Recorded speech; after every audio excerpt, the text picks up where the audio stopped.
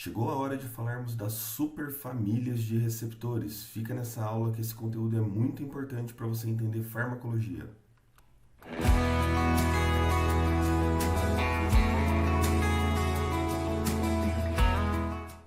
Olá pessoal, tudo bem? Esse é o canal Sinapses e nessa aula nós vamos debater as superfamílias de receptores fisiológicos. Como eles funcionam, quais suas diferenças e qual a importância de cada uma dessas superfamílias para o funcionamento dos fármacos. Mas antes de começar, não se esquece, clica no joinha, curte nosso vídeo, curte nosso canal, se inscreve aqui. Precisamos muito da sua ajuda para continuar. Vamos embora para essa aula. Nas aulas passadas eu comecei a falar um pouquinho para vocês sobre a interação fármaco-receptor. E agora eu quero lembrar, para que ocorra a interação do fármaco com o receptor, é necessário que o fármaco se encontre numa região próxima ao receptor chamada biofase. E também é importante lembrarmos que os receptores são seletivos, ou seja, os receptores não aceitam ligação de qualquer coisa. Um receptor de acetilcolina só vai aceitar a ligação de acetilcolina ou de uma substância química que seja muito parecida com a acetilcolina. Mesma coisa para os outros receptores. O receptor de adrenalina e noradrenalina só vai aceitar a ligação de adrenalina, noradrenalina ou substâncias muito parecidas com ela, correto?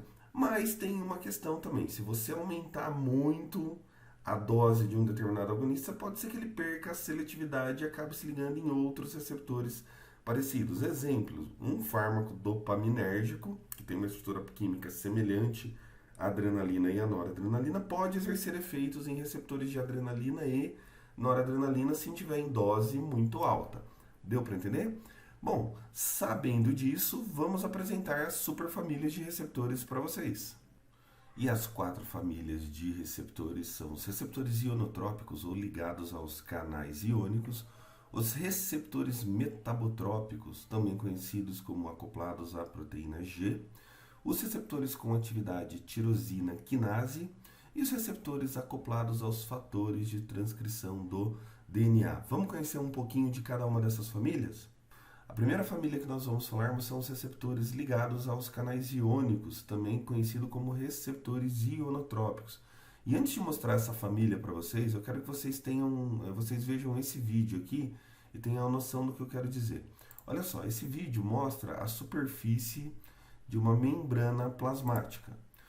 Nessa superfície da membrana plasmática, como vocês podem ver, tem muitos receptores. Ó, esse aqui é um receptor ligado a um canal iônico. Como você pode ver, os íons eles vão entrando por esses receptores. Tá vendo aqui, ó? Isso aqui é receptor, esse aqui já é um receptor de outro tipo. Esse aqui é outro tipo de receptor. Vou colocar de novo o comecinho dele. Olha só, o íon passa aqui pelo canal, ele vai entrando pelo canal. Tá vendo? Então, isso aqui é um receptor ligado a um canal iônico. Beleza? Muito bem. Alguns agonistas têm a capacidade de modificar a abertura deste canal. E como que eles fazem isso? Se ligando ao canal, eles podem deixar o canal aberto por mais tempo, eles podem impedir a abertura do canal, eles podem aumentar a frequência de abertura do canal ou aumentar a amplitude da abertura do canal, correto? Esses receptores eles possuem 4 ou 5 alfa-hélices, né? Lembrando lá da bioquímica, as proteínas elas podem ter vários formatos. Entre os formatos ali na estrutura secundária, elas podem estar no formato alfa-hélice. Então, possuem 4 ou 5 proteínas em estrutura secundária alfa-hélice. Eles estão envolvidos diretamente na transmissão sináptica. Olha só, então você vai encontrar esses receptores em canais iônicos diretamente ligados à transmissão sináptica, ou seja, a transmissão entre as sinapses. Compreendem proteínas que cada subunidade atravessa a membrana plasmática. Vou mostrar isso para vocês no próximo slide. E a ligação do ligante e a abertura do canal acontecem em uma escala de tempo de milésimos de segundo. 2, 3, 5 milissegundos aí é o máximo que a gente vai ver de abertura desses canais. Olha só o próximo slide então para vocês verem. O que nós temos aqui? Nós temos uma membrana plasmática que a gente tem um receptor ionotrópico. Nesse caso aqui eu fiz um receptor com 5 proteínas, ou seja, 5 alfa-hélices aqui, correto? E aqui que nós vamos ter dentro dessa estrutura? Aqui nós temos o agonista, esse aqui é o agonista, que ele se liga no receptor. E quando ele se liga no receptor, o que acontece? Nesse caso aqui ele está promovendo a abertura do receptor. E aí o que vai acontecer? esses aqui são os íons. Isso aqui pode ser um íon sódio, um íon potássio, um íon cloro, enfim, qualquer íon. Esses íons, então, com esse canal aberto, eles atravessam para o interior da membrana. Deu para entender, pessoal? Exemplos de receptores ligados a canais iônicos. Você vai ter o receptor nicotínico de acetilcolina, os receptores de glutamato, receptores AMPA, NMDA e kainato. Você vai ter os receptores de serotonina, o receptor de serotonina 5-HT3. Você vai ter o receptor de GABA, receptor GABA-A e o receptor GABA-C. Todos esses receptores, eles são receptores ligados a canais iônicos. Beleza, pessoal? Vamos para o próximo tipo aí? Próximo tipo são os receptores acoplados às proteínas G, também chamados de receptores metabotrópicos ou receptores de 7 domínios transmembrana. Você já vai entender o porquê desse nome, 7 domínios transmembrana. Uma das alças é intracelular e ela interage direto com a proteína G, enquanto a outra alça ela é extracelular e ela recebe a ligação do agonista. Essa proteína G ela é formada por 3 subunidades, que são as subunidades alfa, beta e gama. E o efeito da ativação desses receptores é um pouquinho mais lento do que o efeito da ativação de um receptor ligado a um canal iônico. Esse aqui o efeito ocorre em segundos. E quando eu estou falando efeito em milésimo de segundo, efeito em segundos, pessoal, você tem que lembrar que é numa estrutura isolada. Não vai confundir isso com, vou tomar um comprimido aqui, um medicamento e vou ter efeito em segundos. Não. O efeito, como a gente viu lá na farmacocinética, ele depende do fármaco chegar até o local de ação. E quando você toma um medicamento, tem um tempo, o medicamento precisa ser absorvido, se for pela via oral, né, vai ter que chegar lá no intestino, você vai tomar, vai passar pelo esôfago, estômago, intestino, até ser absorvido, cair na corrente sanguínea, aí vai chegar no local de ação. O que eu estou falando aqui é o efeito que acontece quando o fármaco entra em contato com o local de ação. Beleza? Deu para entender? Você não vai confundir isso? Imagem do receptor na tela. Então, o que nós temos aqui? Esse aqui é o esquemão do receptor ligado à proteína G. Como você pode ver aqui, nós temos o agonista e aqui nós temos o receptor ligado à proteína G. São 7 proteínas que atravessam a membrana. Essa aqui, gente, é a proteína G. A proteína G tem uma unidade alfa, uma subunidade beta, uma subunidade gama. Inverti aqui, né? Alfa, beta, gama. E o que nós temos aqui? Nós temos um alvo, né, que é o alvo 2 da membrana. Nesse caso aqui é a adenilato ciclase. É um dos alvos mais comuns para a proteína G que recebem ligação de fármacos, tá certo? A adenilato ciclase é uma enzima que ela converte o ATP, esse aqui é o ATP, em AMP cíclico. Mas como que isso acontece? Mediante a ligação do agonista, olha só, o agonista se liga aqui, vai ocorrer o quê? Uma mudança na conformação do receptor que vai fazer com que a proteína G se ligue à adenilato ciclase. E aí, então, vai ocorrer a conversão do ATP em AMP cíclico mais 2 fosfatos inorgânicos. Deu para entender, pessoal? Bom, poderia ser outra proteína, poderia ser a fosfolipase C. Aí a conversão seria um pouco diferente. Se você quiser, um dia eu faço vídeo sobre todas as proteínas G que aceitam a ligação de fármaco, nesse esqueminha aqui para você entender.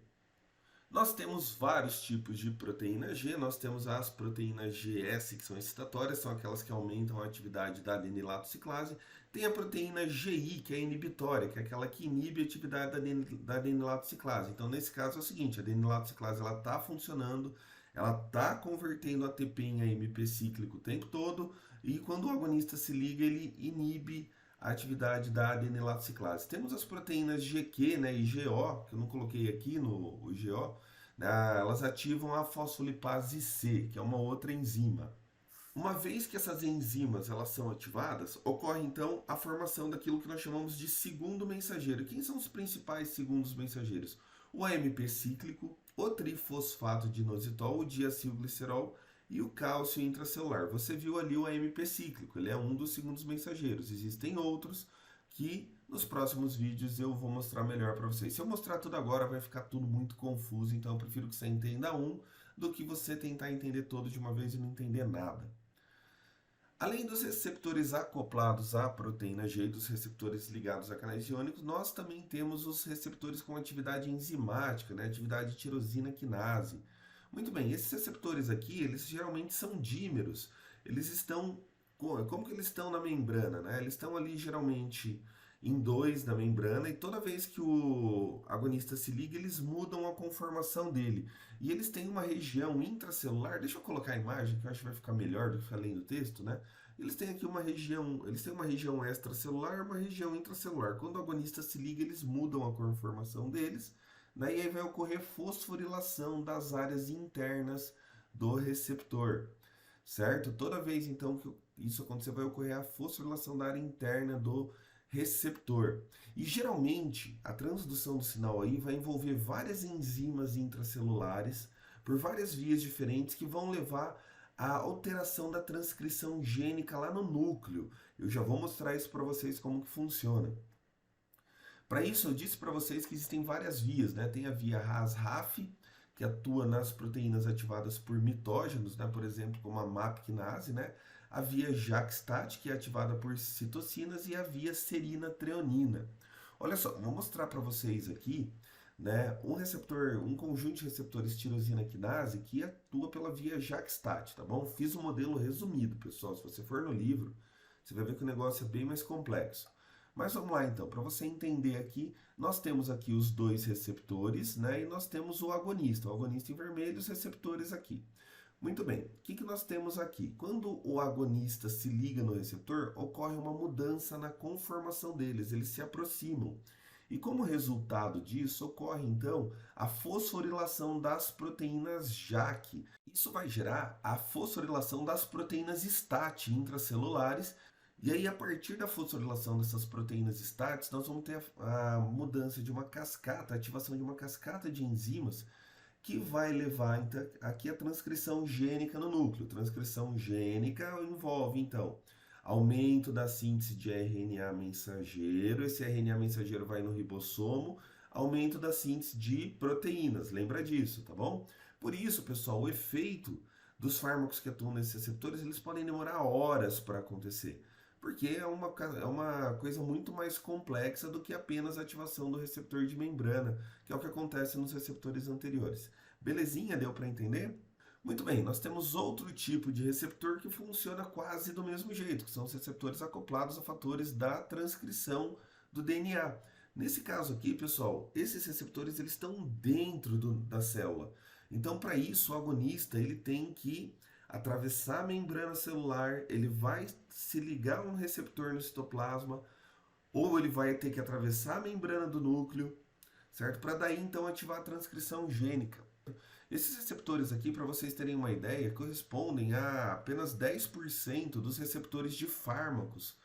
Mas nós sabemos que eles são responsáveis pela maior parte dos efeitos de fármacos.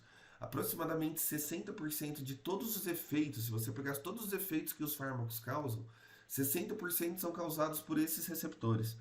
Temos dois grupos, temos os homodímeros, que são aqueles presentes no citoplasma, que eles pegam um agonista e levam para o núcleo, né? E temos os heterodímeros, que aqueles estão presentes no núcleo. Então, o agonista ele já vai direto para o núcleo. Eu vou fazer aqui para vocês, nesse esquema, o exemplo de um receptor homodímero. Então, nós temos aqui o agonista vai atravessar a membrana e ele vai se ligar ao receptor homodímero aqui. O receptor homodímero vai pegar ele, vai levar dentro do núcleo celular e lá dentro do núcleo celular ele vai então ativar a transcrição gênica, ou seja, alterando a síntese do DNA, alterando a síntese do RNA mensageiro e aí levando isso para o ribossomo e alterando a síntese de proteínas. Para montarmos essas aulas, né, Goodman-Gilman, as bases farmacológicas da terapêutica, farmacologia de Hangdale, farmacologia, princípios de farmacologia de Golan e também farmacologia básica e clínica de Katsung. Se você gostou dessa aula, não se esquece de tocar no botão do joiômetro, é muito importante para a gente.